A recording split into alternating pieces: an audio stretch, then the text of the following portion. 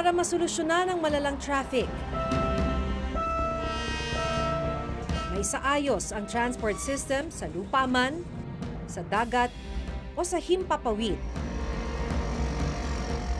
At matugunan ang kakulangan sa mga infrastructure project sa iba't ibang panig ng bansa.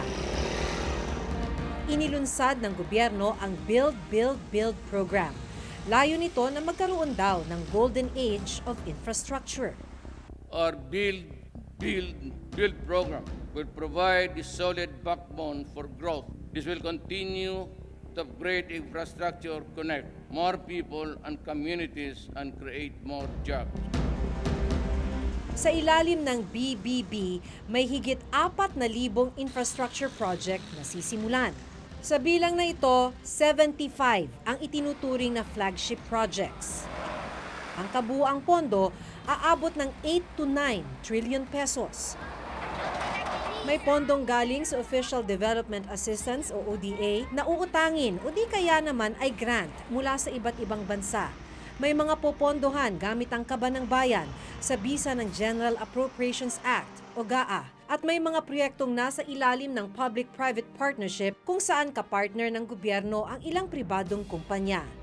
Sa nalalapit na midterm mark o pangangalahati ng termino ng kasalukuyang administrasyon, kukumustahin at bibisitahin ng Reporter's Notebook ang ilan sa mga proyektong nasa ilalim ng Build, Build, Build.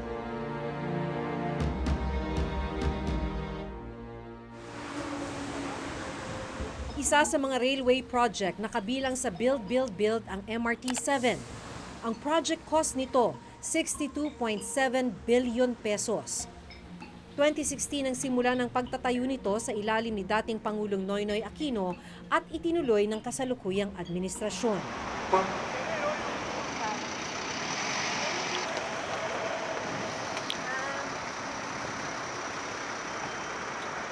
April 2016, nag-full blast ang construction nitong MRT-7. May 14 stations ito. Sisimula sa North Avenue at hihinto sa San Jose del Monte, Bulacan. Titignan natin ngayon kung hanggang saan na ang inabot ng construction. Sa pagbaybay namin sa Commonwealth Avenue, makikitang nakatayo na ang mga posteng paglalagyan ng riles ng tren at estasyon nito. Pero dahil na rin sa construction, mabigat ang daloy ng traffic sa paligid nito. Para sa construction nitong MRT-7, kumain ng 2 to 3 lanes per direction dito sa kahabaan ng Commonwealth Avenue.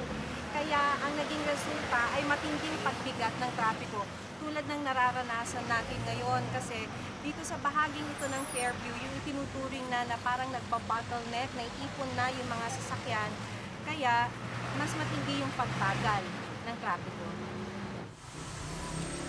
Daing ng ilang mga nakasabay kong pasahero, sa biyahe pa lang, papasok at pauwi mula sa trabaho, ubus na raw ang oras nila. Nagtatrabaho po ako sa may Naiya po, sa may Resort World. Wow! Pag 4 o'clock po ako mag-out doon, nakaka-uwi po ako mga 8. Ganun po siya. So 4 hours po. 4 hours yung biyahe. 4 na oras? Nag-MRT pa po ako noon. So kamuning po ang baba ko galing ng TAP. Tapos sakay po ako ng bus papuntang Tungpo po. Pero dati, bago itayo yung MRT, So mga ano lang po, mga 1.5 hours. kaya na dati, 1 oras at kalahati. So talagang nagdadasal ka siguro na matapos na tong MRT, Sana nga ano? matapos na para kahit pa paano, maluwag, makakaluwag na ng ano.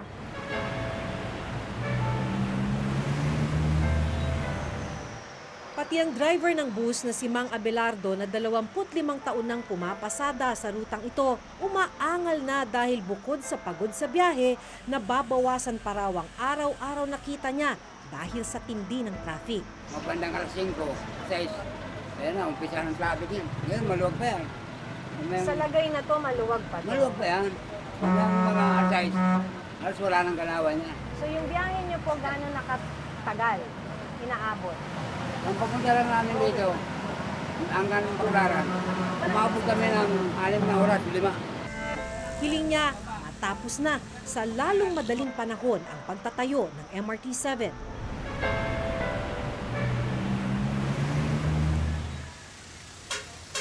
Pagdating sa Barangay Pag-asa sa Caloocan City, napansin naming naputol na rito ang pagtatayo ng poste ng MRT-7. Ito na ang huling poste ng MRT-7. Hindi matuloy ang konstruksyon hanggang makarating sa pinakahuling istasyon sa San Jose del Monte, Bulacan dahil kailangang dumaan sa pribadong lupang ito. Ang komplikasyon, naglabas ang Malolos Regional Trial Court ng desisyon, itinataas ang presyo ng lupa mula 200 pesos per square meter to 1,800 pesos per square meter. Ang komplikasyon yan, ang sinasabi ng DOTR kung bakit sa halip na 2020 ang completion date, posibleng maging 2021 ito. Ang orihinal na value ng lupa noong 2010 ay 67 million pesos. Pero ngayon, umabot na ito sa 589 million pesos. Ngayon po ang nangyari, sa San Jose del Monte pa lang po, magbabayad na tayo ng 500 plus million. That is 56% of the total right-of-way site acquisition budget for the MRT-7. Ngayon po, ano po epekto niyan sa sa Pilipino? Tayo po ang eventually, at the end of the day, we're going to shoulder that. Puna naman ng UP National Center for Transportation Studies, dapat ay inayos muna ang road right-of-way issue bago pa sinimulang itayo ang MRT-7. Ang ganitong problema kasi ang mas nagpapatagal sa pagtatayo nito. On the technical side, if it's along the right-of-way, then we have to exert effort in order for us para makuha yung lupa na yon, no? Pero yung technicality kasi or legality kasi niyan is kung sino man yung may-ari ng lupa, meron din kasi siyang rights in terms of yung value ng lupa, no? Kahit sabihin mong i-expropriate ng gobyerno yan, hindi naman pwedeng sobrang baratin. Ang ginagawa po ngayon ng gobyerno is that tinatapos natin ang kaya natin tapusin, no? Nagipag-ugnayan na po tayo sa OSG kung anong dapat nararapat na gawin dito sa order ng korte. Kung hindi po natin makukuha yung writ of possession ngayong taon, madedelay na naman po ito ng sabihin natin more or less another 1 year. Ang target po natin dito by mid-2020, dapat operational na po ang MRT-7. Dahil atrasado ang completion date ng MRT-7, matatagalan din ang pagtitiis ng mga sumusuong sa trapiko sa Commonwealth, Caloocan at Bulacan araw-araw.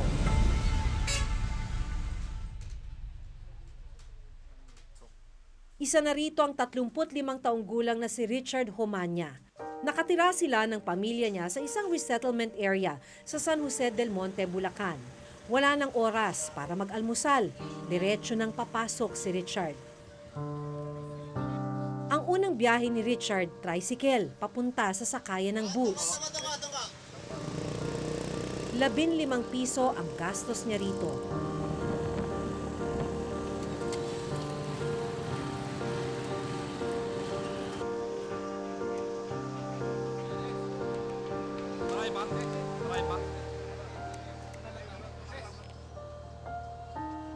Pagsakay ng bus, tanaw na ang halos hindi gumagalaw na mga sasakyan sa kahabaan ng Fairview. Para makarating sa pangalawang sakayan ng bus, 25 piso naman ang ilalabas ni Richard.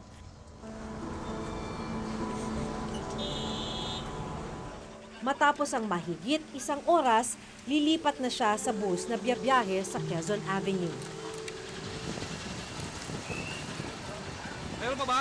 Para makatipid, ordinaryong bus na lang ang sasakyan niya. Mas mura ng 9 piso.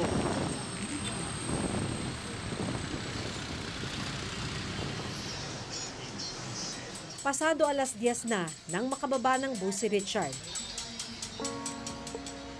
Kaya nagmamadali siyang sumakay ng jeep papuntang Banawe kung saan siya namamasukan. Kaya po. 10 piso pa ang nabawa sa pera niya. Kaya Chinatown lang po ha.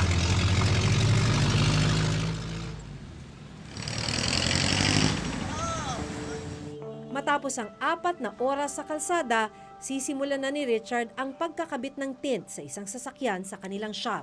12 taon na siyang nagtatrabaho sa Banawe, Quezon City. 400 pesos kada araw ang kinikita niya.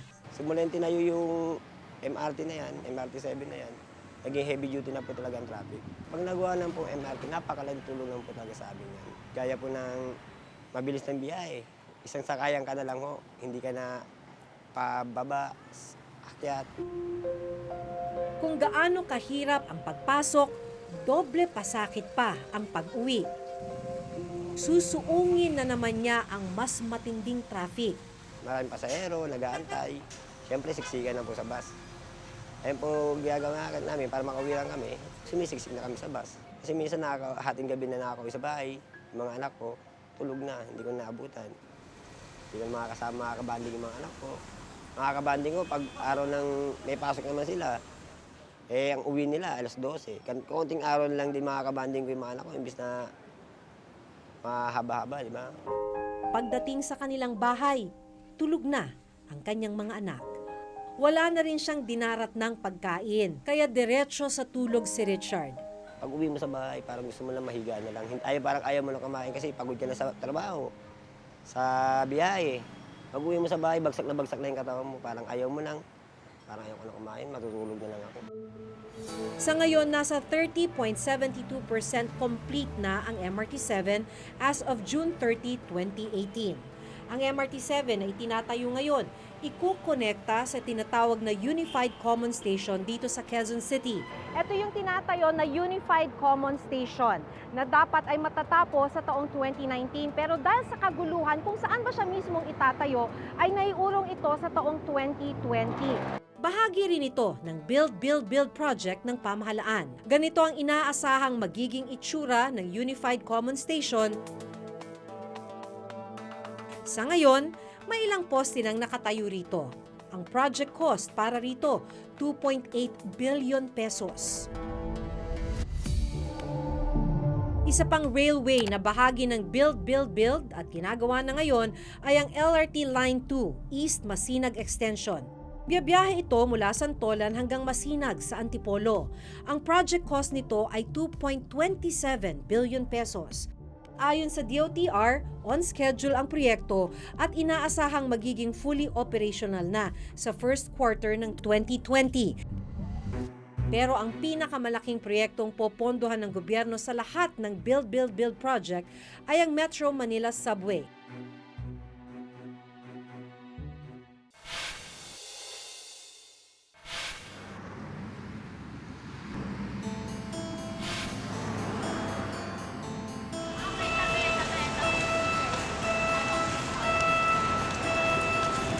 Araw-araw kung sumakay sa tren ng Philippine National Railways o PNR na may rutang Kalamba hanggang Tutuban si Rosaline Sambial, 39 na taong gulang. Nagtatrabaho siya bilang isang janitress sa Makati City.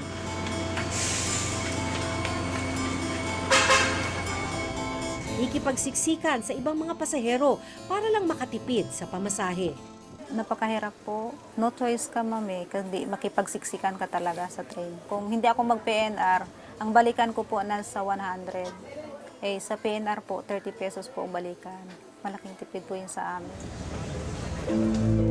Kwento ni Rosaline, 3 beses na raw siyang nakaranas ng aberya habang nasa loob ng tren. Umusok po yun. Then, nakalukso po ako sa kasi huminto. Nakaka-nervous po, ma'am. Kasi unang iniisip mo, sana maging okay. Kasi yung mga anak namin, mami, baka may mangyari sa amin tapos yung mga anak namin ganun. Pagbaba ng Santa Mesa Station, naglakad na lang si Rosaline pauwi para makatipid.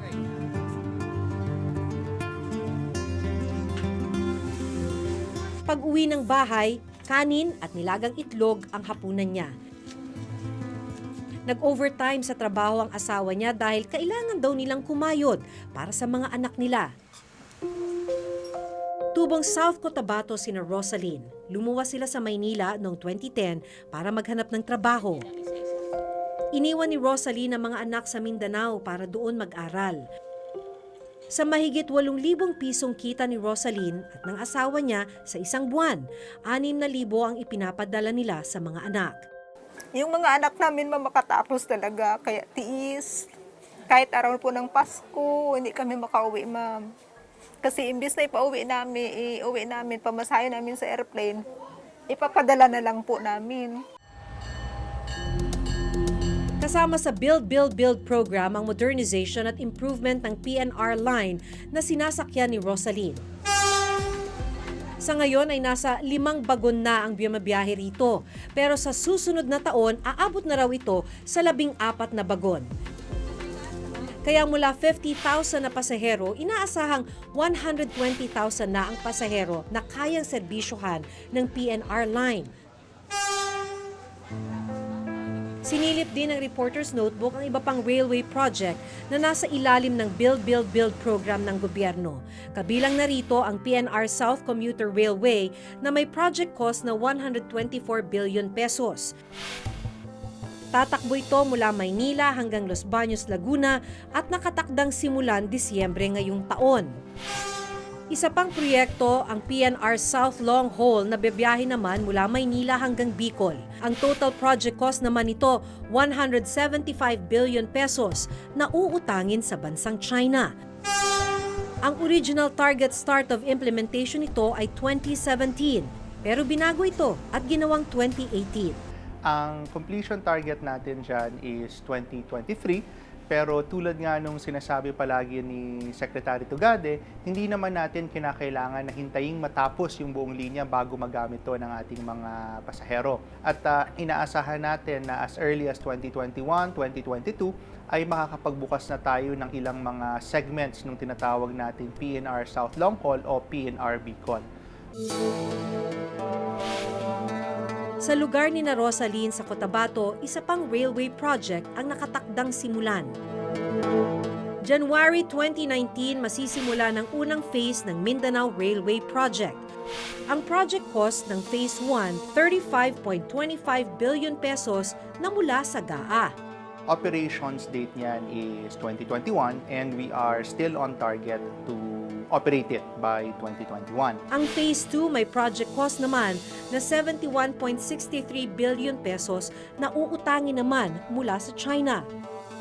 Wala pang detalye para sa Phase 3. Yung future phases na tinatawag natin ay kinakailangan pa ng isang detailed feasibility study. Pero ang pinakamalaking proyektong popondohan ng gobyerno sa lahat ng Build, Build, Build project ay ang Metro Manila Subway. Pangunahing sagot ito ng gobyerno sa problema sa traffic at congestion sa Metro Manila. Tatakbo ang subway o underground rail ng distansyang 25.3 kilometers. Ang total project cost, 356.9 billion pesos na uutangin sa Japan. Itinutulak natin yung unang 3 istasyon kasama nung depot natin at nung building natin para sa Philippine Railway Institute na matapos by 2022. Tayo ay scheduled nang magpirmahan ng kontrata sa ating contractor para sa tinatawag nating partial operability section nitong Nobyembreng ito para pagdating ng Disyembre, Enero, Pebrero ay makapag-umpisa na tayo nung tinatawag nating advanced works at groundbreaking activities para sa Metro Manila Subway. Kabilang ang 4 na railway project na napuntahan ng Reporter's Notebook sa 13 railway project na nasa ilalim ng Build, Build, Build program. Sa bilang na ito, isa ang ongoing ang construction at inaasahang fully operational sa 2020. 2 ang ongoing ang construction pero madidelay ang completion date. Isa ang madidelay dahil magpapalit ng source of fund, 2 ang nasa bidding stage, isa ang ongoing ang procurement process, 4 ang ongoing ang preparation for construction, at 2 naman ang sumasailalim pa sa feasibility study. Bukod sa mga railway project, bahagi rin ng Build, Build, Build program ng gobyerno ang pagtatayo at improvement ng mga airport sa iba't ibang panig ng bansa.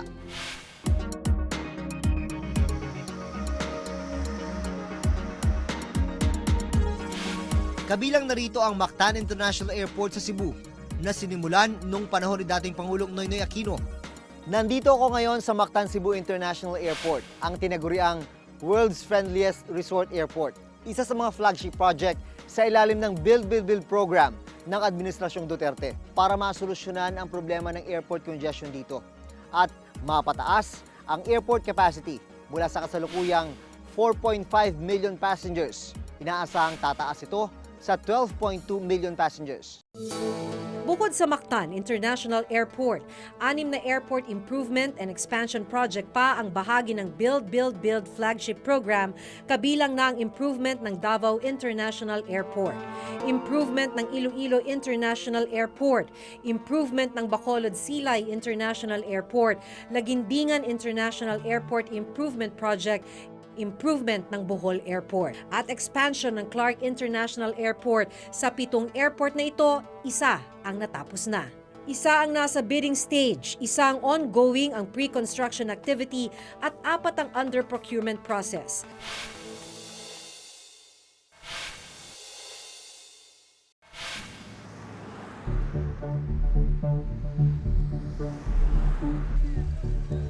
Kung anong hirap ang dinaranas ni Richard at Rosaline sa pagbiyahe noon, hindi pa rin nagbabago ngayon. Tila mahaba-haba pa ang kanilang pagtitiis habang hinihintay na matapos ang mga infrastruktura at proyektong makatutulong sa kanila. Sa susunod na linggo, abangan ang mga road and bridge projects sa ilalim ng BBB program ng gobyerno.